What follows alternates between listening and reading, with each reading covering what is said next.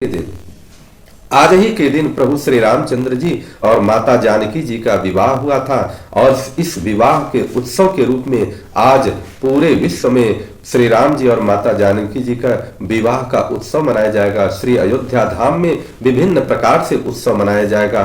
आप सभी लोगों के लिए यह दिन शुभ हो, मंगल हो। प्रभु श्री राम और माता जानकी जी सब पर कृपा करें। जय हिंद साथियों, जय श्री राम, जय बजरंगबली, हर हर महादेव। मित्रों, आज श्री रामचरितमानस अक्षरशः कथा ज्ञान यज्ञ के अगले दिवस में पृष्ठ संख्या 816, दोहा संख्या 103 के आगे बढ़ रहे हैं और भाग संख्या 209 श्री रामचरितमानस का अनवरत चलने वाला ये अक्षरशः कथा ज्ञान यज्ञ समापन की तरफ बढ़ रहा है। उत्तरकांड में आज की कथा में देखेंगे कि किस प्रकार से काकभूषुंड जी गरुड़ जी को अपने जीवन वृतांत देते हैं, अपने जीवन के बारे में समझाते हैं। काकभूषुंड जी समझाते समय उसी बीच बीच में विभिन्न प्रकार के नीति की बातें और ज्ञान की बातें बोलते हैं जो हमारे जीवन के लिए कितनी सार्थक सिद्ध होगी। काकभूषुंड जी ने सतयुग, त्रेता, द्वापर और कलयुग में जो तत्व का प्रभाव होता है वो किस प्रकार से होता है इसके बारे में वर्णन करते हैं।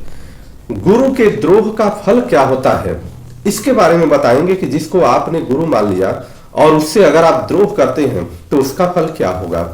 नीच मनुष्य जिससे बड़ाई पाता है तो जब बड़ाई पाता है तो करता क्या है, उसके ऊपर क्या असर होता है, यह भी जानने की आवश्यकता है। नीच का संग बुद्धिमान लोग क्यों नहीं करते, इन सारी बातों पर नीतिगत वर्णन करते हुए काकभूषुंड जी गरुड़ जी से अपनी व्यथा कह रहे हैं। मैं रघुवंश आप लोगों के सामने इस श्री रामचरितमानस के अक्षरशः वर्णन का आपके सामने प्रस्तुत करने का मैं प्रयास कर रहा हूं और यह ऐसा प्रयास है कि जैसे पूरे श्री रामचरितमानस को किस प्रकार से समझा जाए, जाना जाए और अक्षरशः सुना जाए। अपने घर के बच्चों को सुनाया जाए, बुजुर्गों को सुनाया जाए, अपने सुना जाए, जिससे घर तो पावन और पवित्र होगा ही साथ ज्ञान भी होगा और गौरव भी महसूस होगा कि हमारे सनातन धर्म की जो शास्त्र हैं वो शास्त्र कितने श्रेष्ठ हैं, मानव जीवन के लिए कितने लाभकारी हैं। आइए किस प्रकार से श्री रामचरितमानस में अब तुलसीदास जी ने लिखा कि काकभूषुंड जी क्या कह रहे हैं। अपने जो पिछली कड़ी में उन्होंने कहा उसी को आगे बढ़ाते हुए कैसे कह रहे हैं कि नित जुग धर्म हो ही सबके रे, हृदय राम माया के प्रेरे, शुद्ध तत्व समता विज्ञाना, कृत प्रभाव प्रसन्न मन जाना। श्री राम जी की माया से प्रेरित होकर सबके हृदयों में सभी गुणों के धर्म नित्य होते रहते हैं। शुद्ध सत्वगुण, समता, विज्ञान और मन का प्रसन्न होना, इसे सत्वगुण का प्रभाव मानते हैं। सत्वगुण क्या होता है इसका प्रभाव काकभूषुंड जी ने बनाया कि शुद्ध हो सत्वगुण, समता हो विज्ञान और मन का प्रसन्न होना। सत्वरज सत्व बहुत रज कछु रति कर्मा, सब विधि सुख त्रेता कर धर्मा। त्रेता का वर्णन बताते हैं कि त्रेता किस प्रकार से चलता है कि सत्वगुण त्रेता में अधिक होता है और थोड़ा सा उसमें रजोगुण होता है। कर्मों में प्रीति हो, सब प्रकार से सुख हो, यह त्रेता का धर्म माना जाता है। अर्थात यह अगर हो जाए तो इसी युग में आप त्रेता में जी रहे हैं। बहुरज स्वल्प सत्व कछु तापस, द्वापर धर्म हरस भय मानस। और रजोगुण जब बहुत हो जाए, रजोगुण की अधिकता हो जाए और सत्वगुण बहुत ही थोड़ा हो तो कुछ तमोगुण हो तो मन में हर्ष और भय हो, यह द्वापर का धर्म है। अर्थात द्वापर में जब रजोगुण की अधिकता होती है और सत्वगुण बहुत थोड़ा होता है, कुछ तमोगुण हो जाता है, तो समझिए कि यह द्वापर का धर्म है। और फिर कलयुग के बारे में वर्णन करेंगे कि तामस बहुत रजोगुण थोड़ा, कलि प्रभाव विरोध चहुरा। तमोगुण बहुत हो जाता है, रजोगुण थोड़ा हो और चारों ओर वैर विरोध हो, एक दूसरे से विरोध हो, वैर हो, कोई किसी से जल्दी प्रेम न करे, यह कलयुग का प्रभाव होता है। अबुध जुग धर्म जानी मन माही, तजिया धर्म रति धर्म कराही। पंडित लोग युगों के धर्म को मन में जानकर अधर्म छोड़कर धर्म में प्रीति करते हैं, वह धर्म में प्रीति करते हैं। काल धर्म नहीं व्यापहि ताहि, रघुपति चरण प्रीति अति जाहि। यह जहां पर श्री रघुनाथ जी के चरणों में प्रीति होती है, अर्थात जिनके ऊपर श्री रघुनाथ जी के प्रीति होती है, कृपा हो जाए, वह समझिए उनके ऊपर काल धर्म नहीं व्यापता, काल से वो परे हो जाते हैं। नट कृत विकट कपट खगराया, नट सेवक ही न व्यापई माया। यह उसी प्रकार से होता है कि जैसे आपने देखा है कि जो बाजीगर होता है, जो अपने माया को चलाता है, अर्थात नट जो होता है, जो नाच दिखाता है, परंतु उसका नाच देखने वाले लोग उससे प्रभावित होते हैं, परंतु जो नट का सेवक है, जिसको नचा रहा है, जैसे आप देखिए बंदरों को नचाने का जो गांव गांव हम लोग देखते रहे हैं, तो उसके ऊपर कोई असर नहीं पड़ता, वह वही है जो था।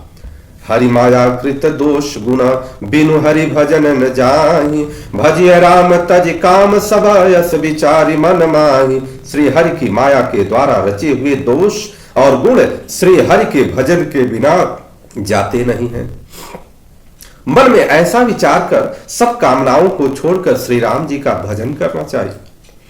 कहीं कलिकाल बरस बहु बसऊं, अवध बिहगेश अपरहु दुकाल विपत्ति पस, तब मैं गयऊं विदेश।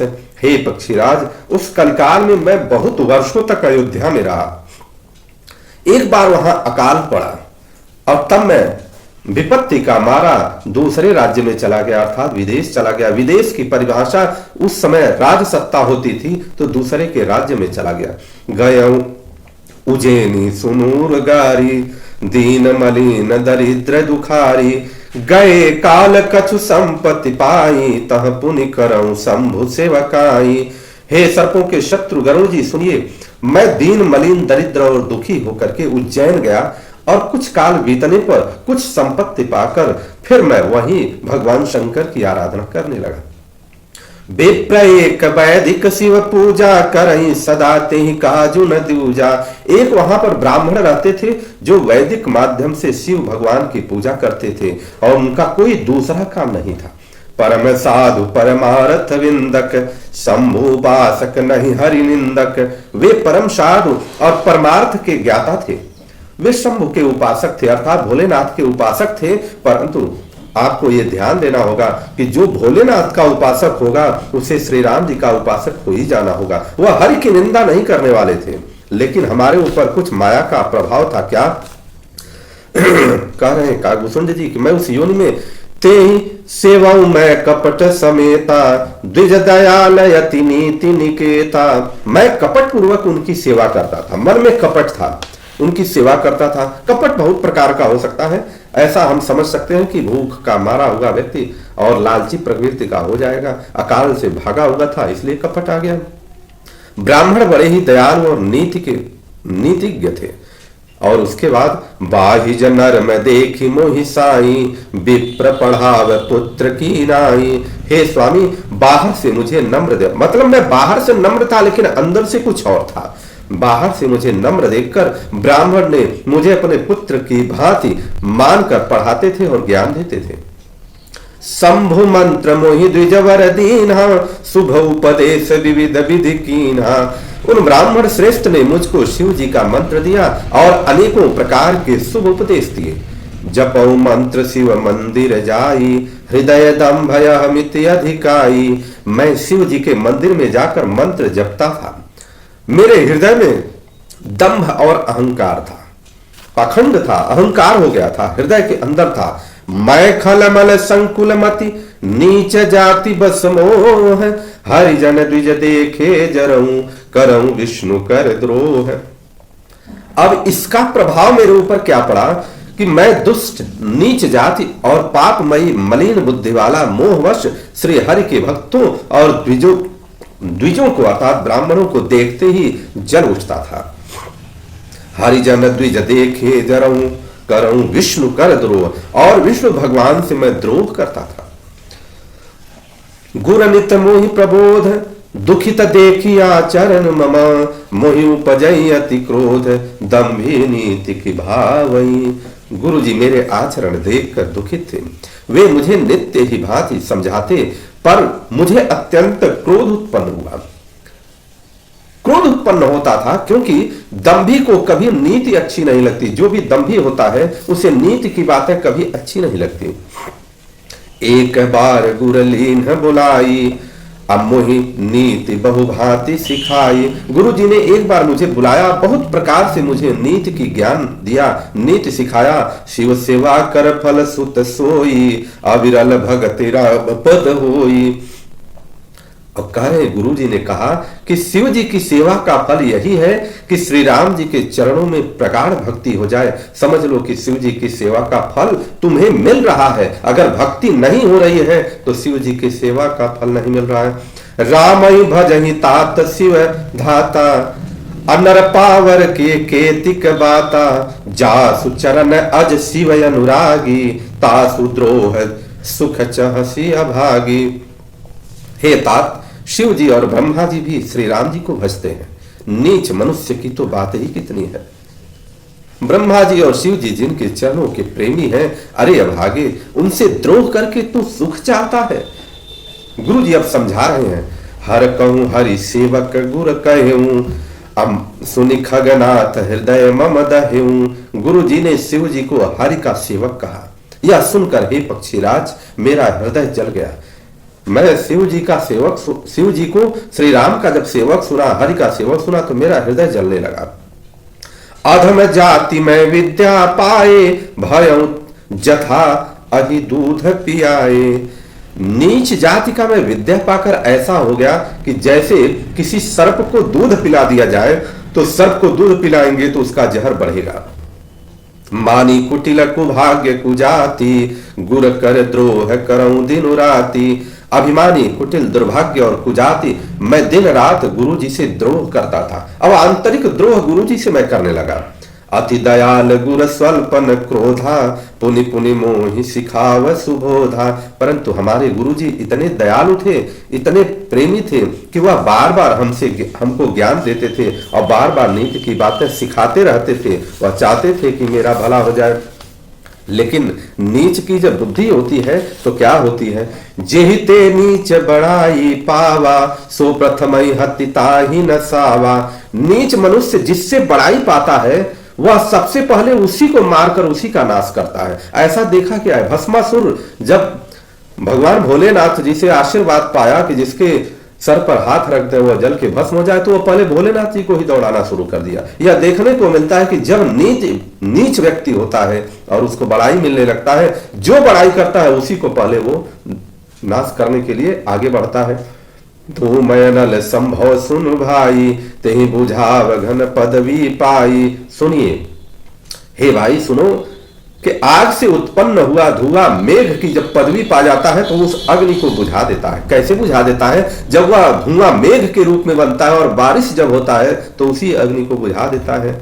रजमग परी निरादर रही, सब कर पद प्रहार नित सही।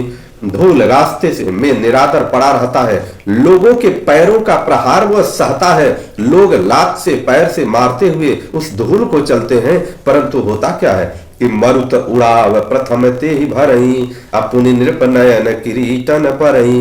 लेकिन जो हवा उसको उड़ाता है, उसको ऊंचा उठाना चाहता है, उड़ाकर ऊंचे ले जाना चाहता है, सबसे पहले वह उसी पवन को भर देता है, अर्थात पवन को ही गंदा कर देता है, और फिर राजाओं के नेत्रों और किरीटों पर चढ़ता है, अर्थात मुकुटों पर चढ़ करके बैठ जाता है। सुन खगपति असु समुझि प्रसंगा, बुध नहीं करहि अधम कर संगा। हे खगपति गरुड़ जी, सुनिए, ऐसा प्रसंग सुनिए कि कभी भी बुद्धिमान लोग नीच का संग नहीं करते। इसी कारण से नीच का संग करेंगे तो वह आपका ही नुकसान करेगा। कवि को विद गावहि असी नीति, खलसन कलह न भल नहीं प्रीति। कवि और पंडित ऐसी नीति कहते हैं कि दुष्ट से न कलह ही अच्छा है और न ही उससे प्रेम अच्छा है, अर्थात दुष्ट से आप जब सामना हो जाए तो किनारा हो जाइए, उससे न कलह करिए न प्रेम करिए। उदासीन नित रहिए गोसाई, खल परिहरिय स्वान की नाई। हे स्वामी, उससे तो सदा उदासीन ही रहना चाहिए, दुष्ट को कुत्ते की तरह दूर से ही त्याग देना चाहिए। यहाँ पर यह भी है, आज एक कलकाल में ये देखने को मिल रहा है, लोग कुत्ता पालते हैं। लेकिन यहाँ पर शास्त्र में है कि कुत्ते को कभी पालना नहीं चाहिए, उसको दूर से ही जो भी खाना हो, जो देना हो दे दीजिए, लेकिन जो पालते हैं वो नरक गत को जाते हैं। मैं खल हृदय कपट कुटिलाई, गुरहित कहि न मोहि सुहाई। मैं दुष्ट था, हृदय में कपट और कुटिलता भरी थी। गुरुजी हित की बात कहते थे पर मुझे वह सुहाती नहीं थी। एक बार हर मंदिर जब तरह शिव नाम, अगुर आयऊं अभिमान ते उठी नहीं कीन प्रणाम।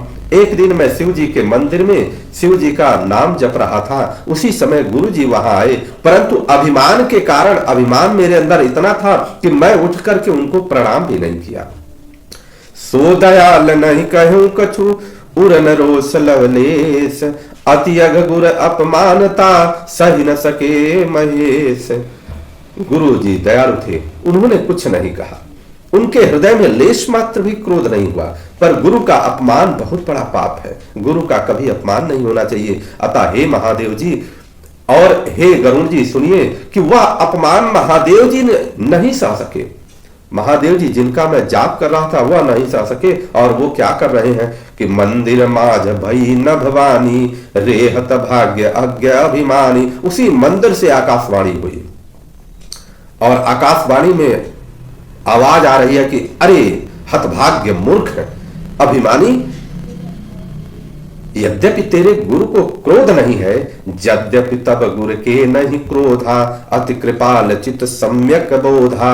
गुरु को क्रोध नहीं है, वे अत्यंत कृपाल चित्त के हैं और उन्हें सम्यक अर्थात पूर्ण तथा यथार्थ ज्ञान है, इसलिए उनको क्रोध नहीं आ रहा। तदपि साप सठ दय हूं तो ही, नीति विरोधी सोहाई न मोही। तो भी हे मूर्ख, तुझको मैं श्राप देता हूं, शाप देता हूं, क्या नीति का विरोध मुझे अच्छा नहीं लगता है, इसलिए मैं तुम्हें श्राप दे रहा हूं। जाओ नहीं दंड करो खल तोरा, भ्रष्ट हो श्रुति मार्ग मोरा। अगर मैं तुम्हें दंड नहीं दूंगा तो ये मेरा मार्ग भ्रष्ट हो जाएगा। लोग ऐसे रहेंगे, कहेंगे कि देखिए उस समय एक व्यक्ति था जिसने गुरु का अपमान किया, गुरु का सम्मान नहीं किया और भोलेनाथ का जाप कर रहा था। उस समय भोलेनाथ जी ने कुछ नहीं किया, तो मुझे तुम्हें दंड देना ही होगा, मैं तुम्हें दंड दूंगा। अब क्या, जे सठ गुर सन ईर्षा करही, रौ रौ नरक कोटि जुग परही।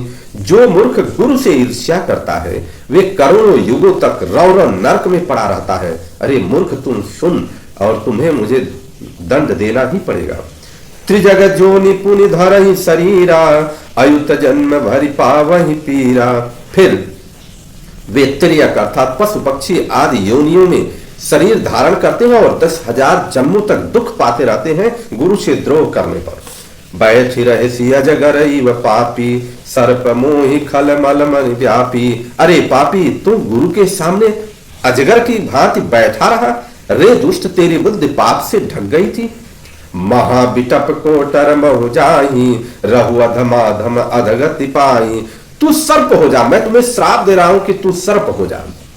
और अरे अधम से भी अधम, इस अधोगति सर्प अर्थात नीची योनि को पाकर किसी बड़े भारी पेड़ के खोखले में जा करके तू वहीं पर रह, तुम्हें वहीं स्थान मिलेगा और कहीं नहीं मिलेगा। जब इतनी बात भोलेनाथ जी ने कह दिया तो उसके बाद हाहाकार मच गया। हाहाकार कीन गुरु दारुण सुनि शिव पाप। देखिए गुरु का अपने शिष्य के प्रति कितना प्रेम होता है। जब इस प्रकार से आकाशवाणी हुई तो गुरु के अंदर दुख हुआ और शिव जी का भयानक शाप सुनकर गुरु जी ने हाहाकार किया, क्षमा याचना करने लगे। मुझे अकर कंपित मोहि विलोकियति उर उपजा परिताप। मुझे कांपता हुआ देखकर उनके हृदय में बड़ा संताप उत्पन्न हुआ। करिदंडवत सप्रेम द्विजा, शिव सन्मुख कर जोरी। अभिनय करत गद गद स्वर, समुझी घोर मति मोरी। प्रेम सहित दंडवत करके वे ब्राह्मण श्री शिव जी के सामने हाथ जोड़कर मेरी भयंकर गति का विचार कर गदगद वाणी से विनती करने लगे। और इस प्रकार से क्या विनती करते हैं, ब्राह्मण भगवान भोलेनाथ की विनती करते हैं और क्षमा याचना करेंगे कि इसको क्षमा किया जाए। और आगे अगले दिन देखते हैं कि किस प्रकार से गुरु जी विनती करते हैं और जो कागभूषुंड जी पूर्व जन्म में शूद्र के रूप में अयोध्या से उज्जैन गए थे उनको किस प्रकार से क्षमा याचना कराते हैं।